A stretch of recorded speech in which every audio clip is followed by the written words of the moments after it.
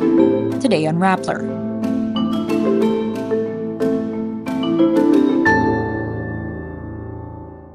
All barangays are done counting ballots 2 days after the 2023 Barangay and Sangguniang Kabataan elections.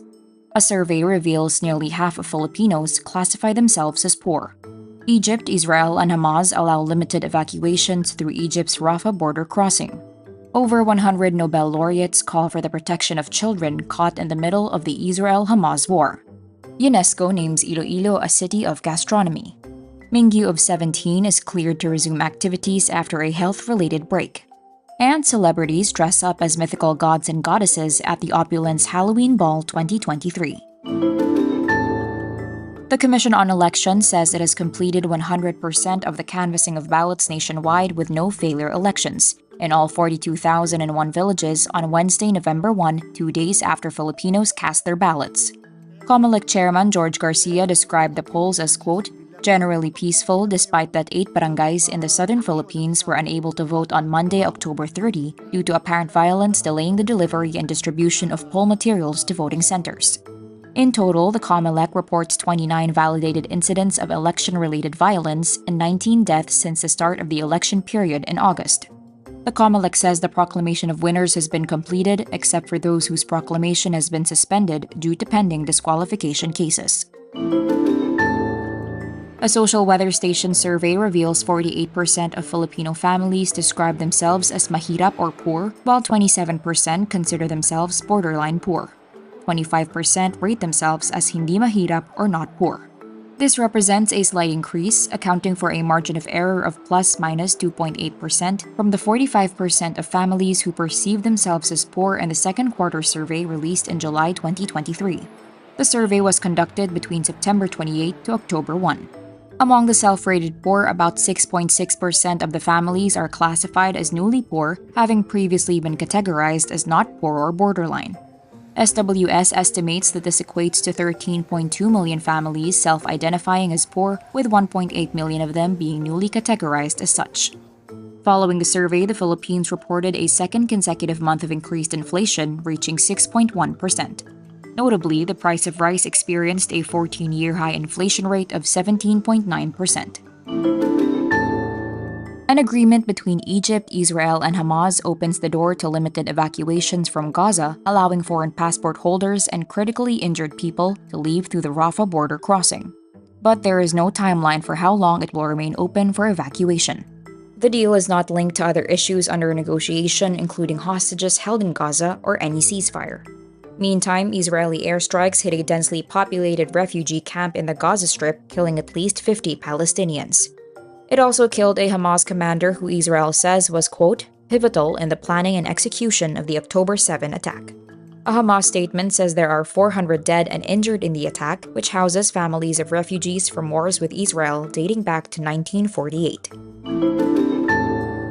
At least 100 Nobel laureates call for the protection of children on both sides of the violent conflict in Israel and the Gaza Strip. In a joint statement, the laureates call for the release of all kidnapped children, saying they must be given safe passage away from conflict. They also call for immediate humanitarian aid for children and vulnerable individuals, saying, quote, Palestinian children are our children. Israeli children are our children. We cannot consider ourselves civilized if this is what we do. Among the signatories are 2021 Nobel Peace Prize laureate Maria Ressa, Rappler's chief executive officer, her co-awardee Russian journalist Dmitry Muratov, and former Timor-Leste President Jose Ramos Horta, who won the Peace Prize in 1996. As of October 30, the Gaza Health Ministry says over 8,000 Palestinians, mostly minors and women, have been killed, while Al Jazeera reports 1,400 Israeli deaths. Iloilo City bags a spot on UNESCO's Creative Cities Network, representing the field of gastronomy. It is the very first city in the Philippines to make it to the network's gastronomy category. Iloilo City had been vying for the title since 2021. The city upped its efforts earlier this year by implementing several food-related initiatives, including publishing the Flavors of Iloilo cookbook. UNESCO's Creative Cities Network rounds up cities from all over the world that view creativity as a key strategic factor for sustainable urban development. Selected cities are categorized into 7 different fields, crafts and folk art, design, film, gastronomy, literature, media arts, and music. Iloilo City, along with the other newly designated cities, are invited to participate in the Creative Cities Network Conference in Braga, Portugal. Mingyu of K-pop boy group 17 resumes his activities with the group after taking a short health-related break since October 26. The K-pop idol had to seek medical treatment for severe lower back pain and was advised by his doctor to sit out of 17 scheduled activities. Pledis Entertainment announces on Tuesday, October 30, Mingyu can finally return to his regular schedule, saying his physical condition has greatly improved. This comes after Pledis previously announced the group's leader S-Scoops would have to be absent from most of 17's promotions for their latest comeback to receive treatment for his knee injury. 17 is currently promoting its 11th mini-album, 17th Heaven, released on October 23. Just recently, the group was named the first ever K-pop act to be tapped to speak at the UNESCO Youth Forum in Paris.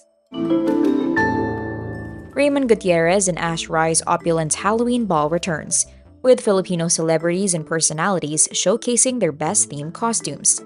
With a theme of mythology, this year's ball features stars walking the red carpet in ensembles inspired by mythical creatures and celestial beings. Attendees don heavenly garb similar to that of Roman and Greek gods and goddesses, but with a fresh, modern spin. Here are some of the stunning looks from the Opulence Halloween Ball 2023.